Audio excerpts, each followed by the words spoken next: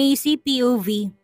Kanina pa ako tulala na nakatitig sa kawalan at hindi ko na rin namalayan kung ilang beses na akong nagpakawala ng isang malalim na buntong hininga. Hindi ko maintindihan ang sarili ko. Sinabi ko na sa sarili ko kanina na hindi ako malulungkot sa pagkakakulong ni nanay. Pero bakit ganun? Bakit sa kaloob-looban ng puso ko? Nasasaktan ako at dumating pa talaga sa punto na para bang gusto ko siyang makita. Oo, gusto ko siyang makita at makausap. Noon pa man, maraming mga katanungan ang gumugulo sa isipan ko.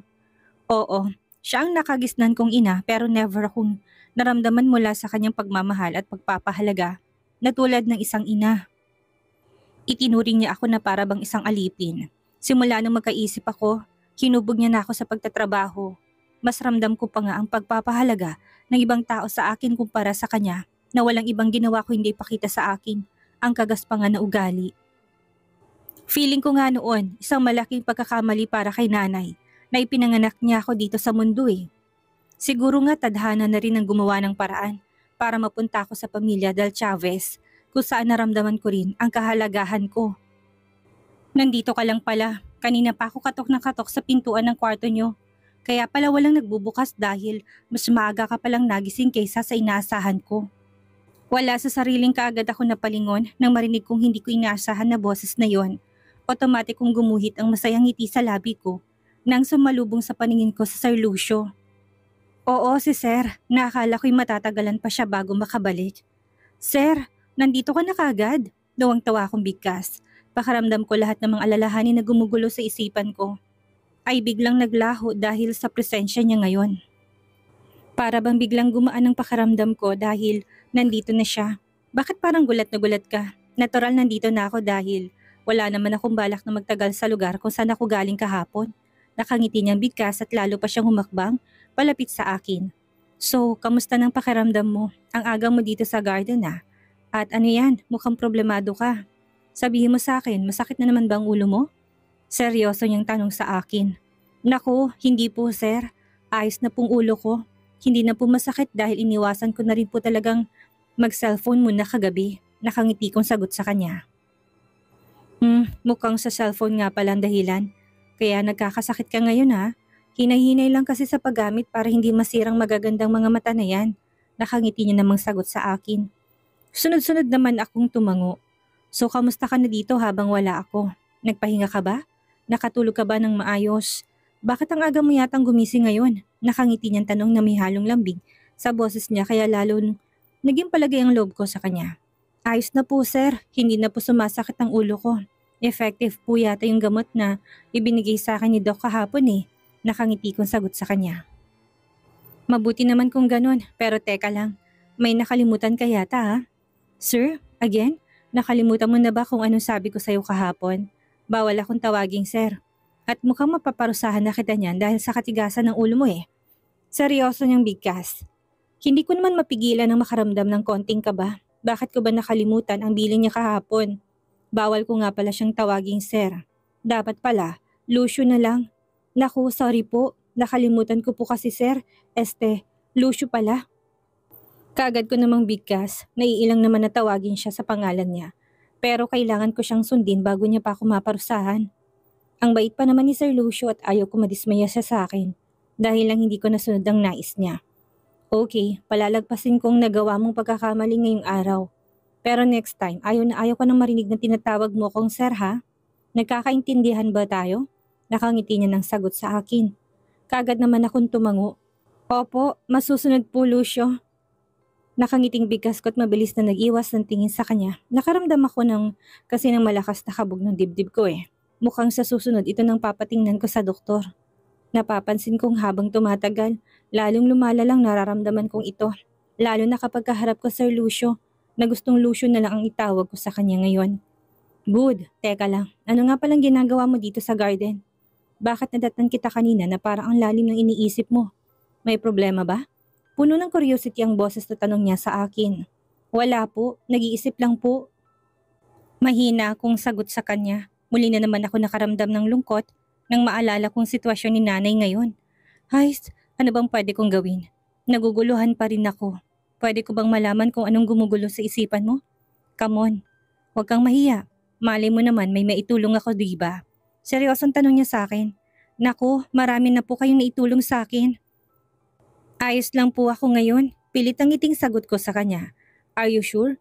Bakit feeling ko ibang sinasabi ng mga mata mo kumpara sa lumalabas sa bibig mo? Come on, sabihin mo sa akin, may problema ba? Seryosong muling tanong niya. Alam kong hindi niya talaga ako titigilan sa kakatanong ngayon hanggat hindi niya ako maririnig ng kung ano man ang gumugulo sa isipan ko. Heist, mukhang si isang tingin pa lang. Alam na ni Sir Lucio kung may problema ba ako o wala. Kaya wala talaga siguro akong choice kung hindi sabihin sa kanya kung ano man ang gumugulo sa isipan ko ngayon. So, ano na? Sasabihin mo ba sa akin ng problema or kailangan pa kitang pilitin para magkwento ka? Nakangiting bigkas na Sir Lucio sa akin nang mapansin niya marahil na bigla akong nanahimik. Nakakahiya po kasi sir eh. Ang dami niya na po kasing naitulong sa akin. Nahiya akong sagot sa kanya. Napansin ko natigilan siya sabay iling. Bakit ka nahihiya? Walang dapat na ikahiya dahil willing naman akong tulungan ka eh. Now tell me, anong problema? Banayad ang boses na tanong niya sa akin na para bang iniinganyo niya ako na sabihin ko anong gumugulo sa isipan ko. Kahit na nahihiya na sa kanya, wala na rin akong choice pa kung hindi ang sabihin sa kanya ang katotohanan. Ano po kasi, nabalitaan ko po kasi na hinuli daw ng mga pulis sila nanay kagabi. Mahina akong sagot sa kanya. Nahuli? Bakit daw? Nag-aalala ka sa kanila? Seryosong tanong niya sa akin. Alanganin naman akong umiling. Naku, hindi po masyado. Kaagad ko ring sagot sa kanya at hindi ko pa nga maiwasang mapangiwi nang ma-realize ko kung ano naging sagot ko sa kanya. Ayaw ko rin kasing isipin itong si Sir Lucio na grabing galit ko sa nanay ko. Are you sure? May gusto ka bang gawin ngayong nakakulong na sila? Huwag kang mahiyang sabihin kung anong nais mo dahil tsak naman ako, napapayagan kita eh. Nakangiting sagot niya sa akin.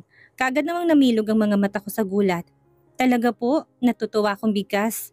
Yes, nasa mood ako ngayon para ibigay ang kahit na anong kahilingan mo. Now tell me, anong gusto mong mangyari? Nakangiti niyang tanong.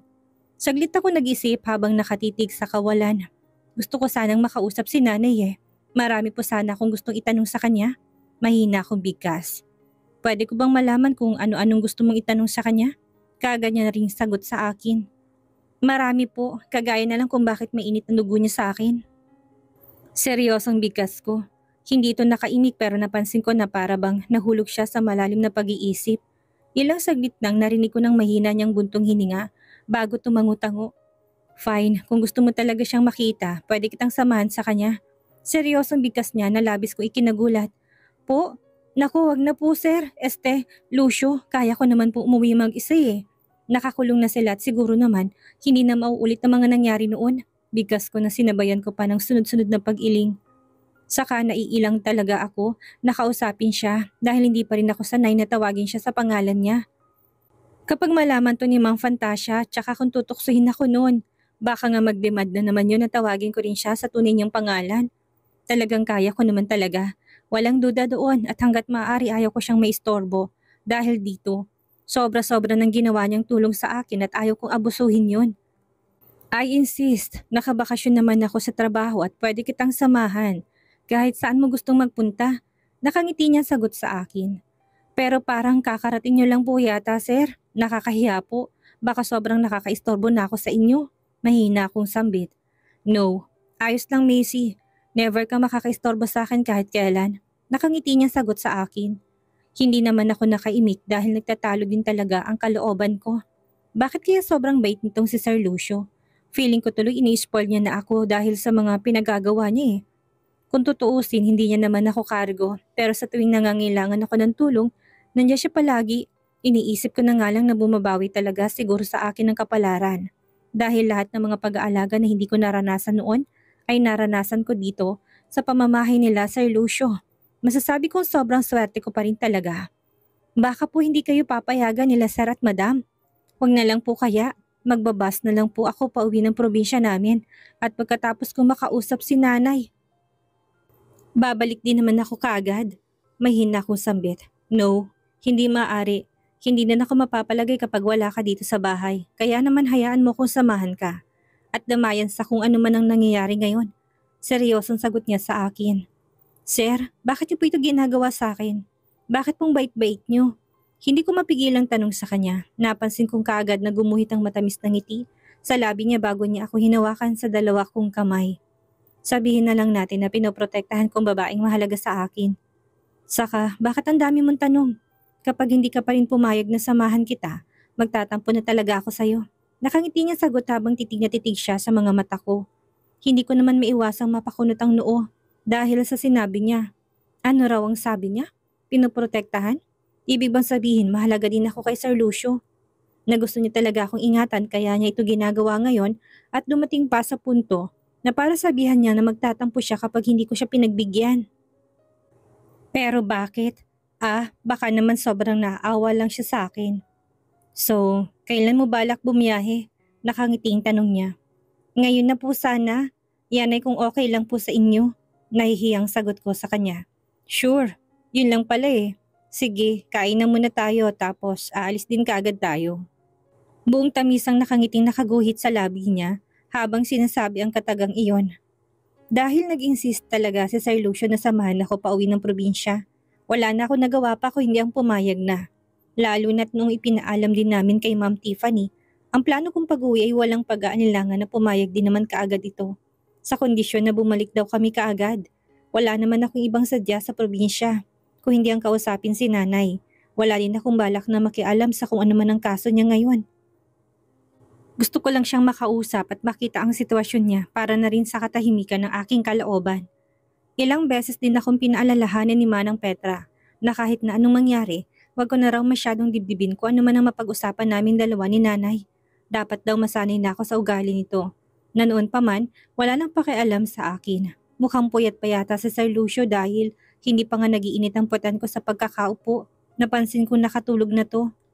Magkatabi kami dito sa likurang bahagi ng sasakyan. May 2 driver kaming kasama para sa salitang pagdedrive. Dahil halos 6 na oras din ang bubunuin namin sa biyahe bago kami makarating ng probinsya kung saan ako lumaki. Sa totoo lang, kanina pa kumakabog ang dibdib ko sa sobrang kaba. Ni hindi ko nga rin sure kung kaya ko pa bang makaharap si nanay. Aaminin ko na may takot ako nararamdaman sa puso ko. Siguro nga masyado ako na-trauma sa mga ginawa niya sa akin noon, kaya hanggang ngayon, takot pa rin ako sa kanya. Sa kakaisip sa mga posibleng mangyari mamaya sa pagkikita namin dalawa ni nanay, ni hindi ko na nga namalayan na nakatulog na pala ako. Nagulat na lang ako nang magising ako na nakayapos na ako. Kay Sir Lucio at ganun din siya sa akin. Lalo tuloy ako nakaramdam ng pagkailang. Hindi ko malaman kung anong gagawin ko, lalo na't sobrang dikit ng aming mga katawan at nagising ako na nakasubsob ang aking mukha sa may dibdib niya. Gustuhin ko mang kumala sa pagkakayakap sa kanya, natatakot naman ako na baka magising siya. Halata pa naman na puyat at pagod siya, siguro dahil gabi na rin siyang nakauwi sa bahay kagabi. Hindi ko rin kasi alam kung saan siya galing kahapon. Sana talaga hindi na lang niya ako sinamahan para hindi siya mapagod ng sobra ngayon. Wala na akong nagawa pa kung hindi huwag nang gumalaw. Muli kong idinikit ang aking mukha sa kanyang dibdib para na hindi ako mangalay. May ilang oras pang bubunuin ko bago kami makarating sa probinsya at malaking bagay yun sa tulong ni Lucio. Mukhang sobrang himbing din kasi talaga ng tulog niya dahil naririnig ko pang mahina niyang paghilik at saka ako pa ba itong choosy? Ang bango kaya ng dibdib ni Sir Lucio, nakaka-relax ng isipan. At ang init na nagmumula sa katawan niya malaking bagay para ma-relax ako. Feeling ko sobrang safe ko talaga kapag kasama ko siya. Sa ngayon, ayaw ko na munang isipin kung bakit ganito ka-sweet itong si Sir Lucio. Ang importante sa akin ngayon ay nandyan siya na alam ko hindi ako pababayaan sa lahat ng oras. Nanatiling nakadikit ang katawan naming dalawa ni Sir Lucio hanggang sa makarating kami sa probinsya kung saan ako lumaki. Nang mapansin ko na magigising na siya, dali-dali akong kumala sa pagkakayapos niya at pasimpleng umusog palayo sa kanya. Nandito na tayo? Wow, sobrang sarap ng tulog ko ah. Nakangiti pa nitong bigkas kaya naman hindi ko na rin mapigilan ang pagguhit ng masayang ngiti sa labi ko. Kung hindi ko lang talaga amo itong si Sir Lucio, isipin ko na boyfriend ko siya. Ang sweet niya kasi talaga eh. Halata nga po eh, buong biyahe po kayong tulog. Sagot ko. Well, talagang kahit na sino makakatulog ng mahimbing. Lalo na't ang sarap yakapin ng human teddy bear ko. Nakangiting sagot niya. Hindi ko tuloy mapigilan ang magtaka at mapaisip. Anong human teddy bear? Aware kaya siya na magkayakap kami? Halos buong biyahe? Nandito na pala tayo eh. Muling bigkas niya na labis kong ipinagtaka. Kumusta kasi si Sir Lucio ngayon? Akala mo kabisado niyang buong lugar. Yes sir, nandito na tayo. Saan po tayo dediretso? Sabat naman ng lalaking nakapwesto sa driver's seat. Napansin ko na patingin sa akin sa Sir Lucio bago nagsalita. Gusto mo bang kumain na muna tayo bago tayo pumunta ng presinto? Nakangiting tanong niya. Wala sa sariling kaagad ako napatango. Kanina ko pa kasi nararamdamang nag-alburutong tiyan ko. Nasa kalagitnaan pa lang kami ng biyahe, gutom na ako. Saka nakakaramdam na rin ako ng panunubig ng pantugot, kailangan ko na rin gumamit ng banyo. Kahit papano may mangilan-ngilang kainan na dito sa lugar namin. Walang fast food chain kagaya ng Metro Manila pero may mga local restaurant na pag-aari ng mga taga dito lang din sa amin. Hinintay lang namin sa Sir Lucio na maiparada ng maayos ang sasakyan bago kami bumaba at naglakad papasok sa isang mga restaurant. Alanganing oras na kaya medyo kukonti na lang kumakain kaya naman diretso na kami ni Sir Lucio sa isa sa mga bakanting mesa at naupo. Sakto naman kaagad na rin kami nilapitan ng isa sa mga taga-silbe at binigyan ng menu. Anong masarap? Ikaw nang pumili. Nakangiting wika pa ni Sir Lucio sabay abot sa akin ng menu book. Hindi ko naman maiwasan ng matuwa. Ibig lang talagang sabihin nito. Ang laki ng tiwala niya sa akin dahil pati ang pagkain namin ngayon gusto niyang ipaubaya sa akin na ako nang pumili. Kasalukuyan naming hinihintay ni Sir Lucio na may serve sa amin ang in-order kong mga pagkain nang mula sa pintuan napansin kong pumasok ang ilan sa mga kalalakihan. Kung titingnan, mukhang mga dayo din sila sa lugar na ito na siyang labis ko ipinagtaka. Ang mas lalo ko pang pinagtaka nang napansin din ni Sir Lucio yung presensya nila. Dali-dali itong tumayo't nagpaalam sa akin. Macy, dito ka lang ha. Kakausapin ko lang sila. Bigkas niya kaya wala sa sarili na patangon na lang ako. Napansin kong sa pinakadulo silang bahagi ng restaurant pumesto na para bang may importanteng pag-uusapan. Mukhang kilala ni Sir Lucio yung mga ito dahil narinig ko pang ang pagbati nila kay Sir Lucio. Hinayaan ko na lang sila bagko sinilabas ko ng cellphone mula sa aking sling bag at nagumpisang mag-browse. Sana lang talaga may serve kagad ang mga pagkain dahil gutom na ako. Macy, kasalukuyang nakatutok ang mga mata ko mula sa aking cellphone na marinig ko ang pagtawag ng kusina sa pangalan ko. Wala sa sariling kaagad ako napaangat ng tingin at ganun na lang ang gulat ko nang sumalubong sa paningin ko si Tia Mayor, ang kapatid ni nanay. Sa gulat ko, dali-dali ako napatayo at takot na napatitig sa kanya. Sinasabi ko na nga ba kuminis ka lang at pumuti pero ikaw pa rin ang Macy na basta nalang tinakasan ng nanay mo. May bahid ng galit sa boses nito habang sinasabi ang katagang yon. Kaya naman lalo ko nakaramdam ng takot. Tia, saksi po kayo sa ginagawa nila nanay sa akin kaya sana po huwag kayong magalit kung bakit kailangan ko umalis. Mahina akong sagot sa kanya. Kagad naman nanlisik ang mga mata niya na wari ba ay hindi siya masaya sa sinasabi ko ngayon. Tonta, alam mo bang simula nung umalis ka sa inyo, lalong nagkandaleche-leche ang buhay namin. Alam mo bang dahil sa iyo nagkagutom-gutom ang pamilya? Dahil mismong mga magulang ni Tisoy, ayaw kaming pautangin dahil tumakas kang ang bruha ka. Galit na bigkas nito na labis kong ikinagulat. Hindi ko siya maintindihan. Paano nasali sa usapan ng papansin na Tisoy na yun? Gayong hindi ko naman kaibigan ng taong yun. Kilala ko lang sa pangalan at mukha pero hindi ko nakakausap. Kung hindi ka tumakas, di sana na ikasal na kay ni Tisoy at maayos na sana ang buhay ng lahat. Natupad din sana ang pangarap ng mga pinsan mo na makapag-aral sa kolehiyo. Galit na muling bigkas niya. Hindi ko naman mapigilan na makaramdam ng paghihimagsik ng kalooban dahil sa sinabi niya. Hindi ko inaasahan ang tungkol dito, ni sa hinagap, hindi ko din akalain na ito palang plano nila. Kung ganoon, tama lang pala talaga na tumakas ako. Dahil hindi lang pala kay nanay at sa asawa nito ako mapapahamak, kundi pati na rin sa walang hiyang tiyahin ko. Tanging si Manang Petra lang pala talaga ang pwede ko mapagkatiwalaan. Kaya lang, paano ka pa nga ba maikakasal kay Tisoy? Gayong pati ang lalaki yun ay nasa kulungan. Pisti talaga. Tama talaga siguro sinabi ng nanay mo na isa kang malas. Malakas na bigkas nito na lalong nagpadagdag sa sama ng loob na nararamdaman ko para sa kanya. Kahit naman po hindi ako nakatakas dati, hindi pa rin ako papayag na maikasal sa Tisoy na yon. Tiya, seryoso kong sagot sa kanya. Abat, gaga ka ha? Ilang buwan ka lang nawala dito sa probinsya, ang lakas na ng loob mo sumagot-sagot sa akin ha? Hoy, babae, para sabihin ko sa'yo, kung hindi dahil sa akin at sa nanay mo, baka matagal ka ng patay. Dapat pala talaga, hinayaan ka na lang namin doon sa may basurahan Dapat pala hindi ka na lang namin kinupkup kung wala ka na din man palang pakinabang. Diretsahan itong bigkas na labis ko ikinagulat. Buong pagtataka ako napatiti kay Tia Mayet habang hindi ko na napigilan pang pagpatak ng luha sa aking mga mata. Ano pong sabi niyo? Pinulot sa basurahan? Sinasabi niyo po ba na hindi ako anak ni nanay? Mahinang bigkas ko. Sobrang lakas ng kabog ng dibdib ko at feeling ko pati laman ko ay nanginginig dahil sa matinding antisipasyon. Hindi ka naman siguro tanga para hindi mo maintindihan ang sinasabi ko, hindi ba? Nakakulong ng nanay-nanayan mo at balita ko, wala nang pag-asa pang makalabas kaya naman dapat din siguro malaman mo ng totoo. Tutal, wala ka na rin namang kwenta eh. Wala ka nang pakinabang sa amin. Maanghang niyang bigkas. Wala talaga siyang pakialam sa nararamdaman ng kapwa niya. Ni hindi man lang niya naisip ang nararamdaman ko. Sa mga nalaman ko ngayon, hindi ako anak ni nanay. Kaya ba hindi niya ako mahal dahil hindi niya ako anak? Mahina akong tanong sa kanya. Malamang, tinatanong pa ba yan? Huwag kang ang bobo. Hay nako, malas ka talaga. Nang dahil sa iyo, nagkandahirap-hirap ang pamilya at nang dahil sa iyo, nakulong ang nanay mo. Naku Macy, may kaakibat ka nga yatang sumpa kaya huwag ka nang magpapakita sa amin. Kahit nakailan at baka, hindi kita matansya. Panindigan mo yung paglalayas mo. Tutal naman sampid ka lang sa angkan namin. Muling bigkas habang matalim niya akong tinititigan. Inambahan pa ako nito bago siya nagmamadaling naglakad paalis. Naiwan na lang akong hindi na mapigilan pa, ang lalong mapahagulhol ng iyak.